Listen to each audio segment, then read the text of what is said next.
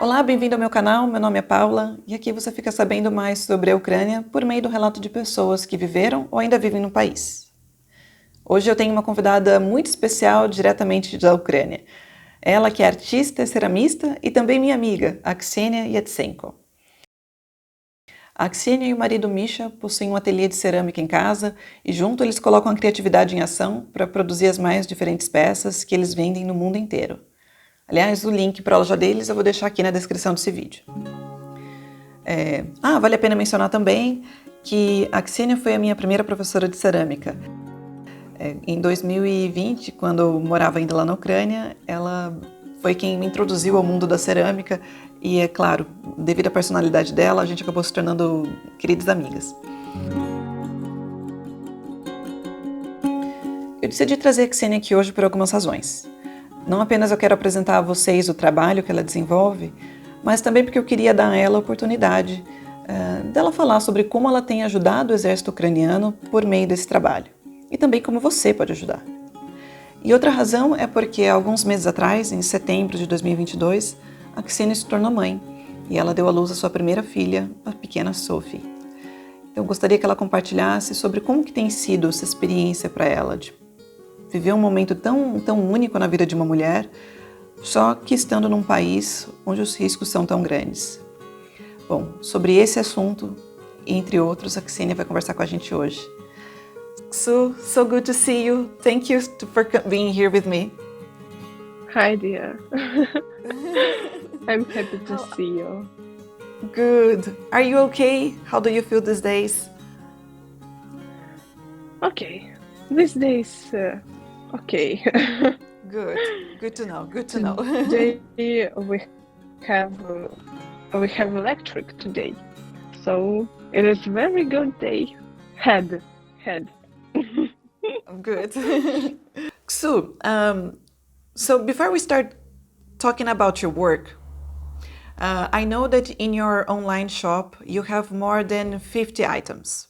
You have from cups, mugs, plates, teacups, and other things. They are all handmade. They have different colors, different shapes, and different graphics. They are coming from an idea that you had, or they are at least motivated by something that you saw, that you heard, or that you felt. So I want to understand how you became an artist, how you became a potter. When did you start working as a potter? Я спочатку відповім українською. Почала я займатися керамікою, а саме гончарним ремеслом, в 2016 році. Тоді я і зустріла свого чоловіка, і він є моїм вчителем, найкращим другом і взагалі моїм партнером життя. Okay, and Ksu, what inspires you to create? Where do you take that inspiration from? Я надихаюсь в першу чергу людьми. І важливо, що я в собі помітила, це те, що коли я працюю за гончарним колом, я не вмикаю ні музику, ні радіо, взагалі нічого не можу слухати. Коли ти працюєш за гончарним колом, є певний ритм, і просто зі шматка глини виростає виріб, який потім може стати або скульптурою, або чашкою, з якої буде пити взагалі якась людина, яку ти можеш ніколи не знати, бо у тебе її там куплять невідомо хто і невідомо з якої країни. І в цей момент, коли ти це робиш, весь світ взагалі припиняє існування. Є ти, є процес, є матеріал, і от в цьому моменті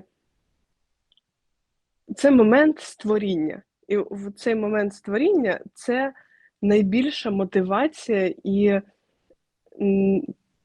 як це, натхнення. От.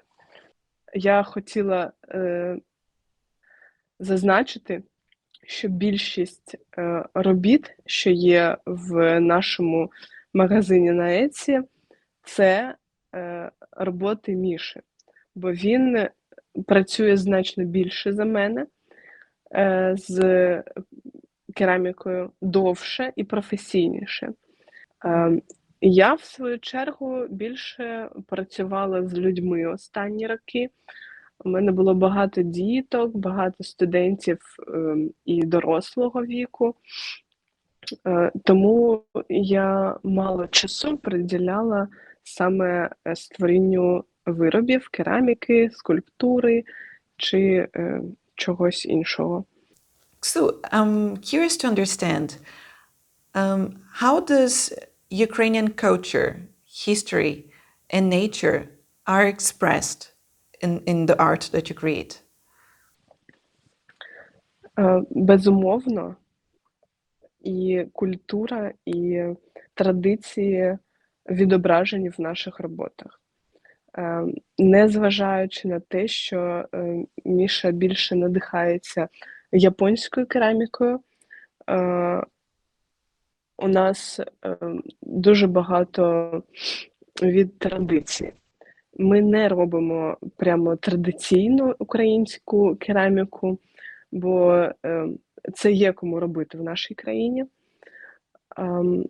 Але ми модернізуємо ідею і вкладаємо, перероблюємо її.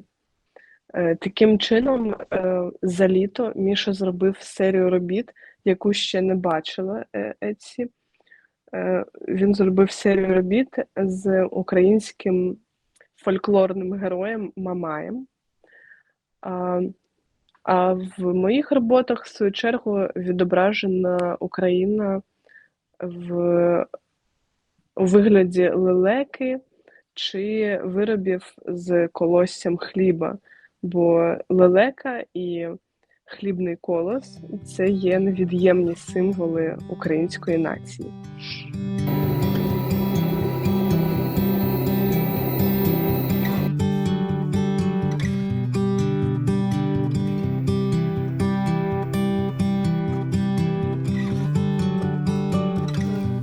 I know that in every piece that you create, you carry not only the symbol of your workshop, but also an Ukrainian symbol. Does that symbol have a specific meaning? We're proud of our country. We're proud of this symbol. And we want that all the world know this symbol and this country.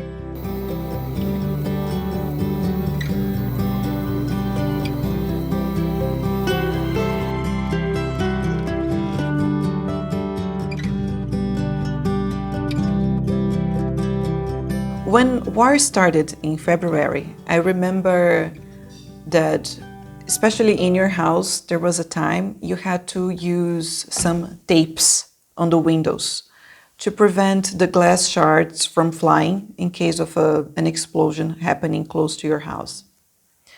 So I was thinking you had to do it just in order to live in your house in the most safe way you can. But I wonder, how has war changed the way you work? It is a hard question for me.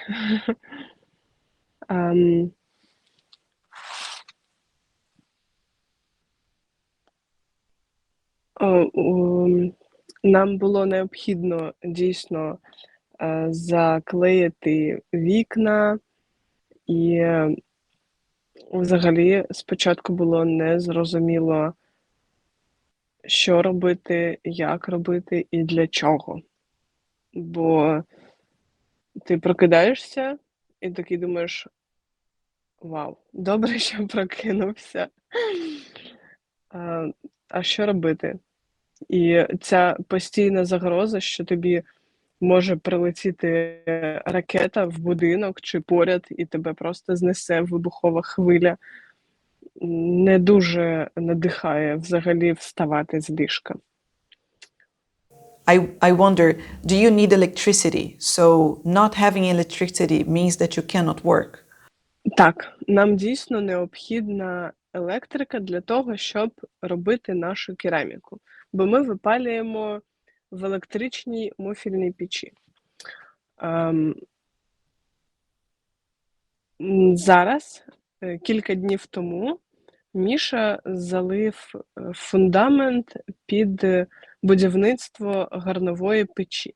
Це буде піч, яка буде випалювати кераміку на дровах. Це було в наших планах. Ми дійсно планували простір так, щоб у нас була горнова піч. Але російські атаки на нашу енергетичну інфраструктуру, скажімо так, примушують прискоритись нас.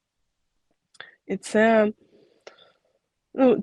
пресінг, це тиск на нас, але ми це робимо, бо розуміємо, що кераміку ми робити не припинимо. І шукаємо шляхи для того, щоб реалізовувати це якомога цікавіше і скоріше.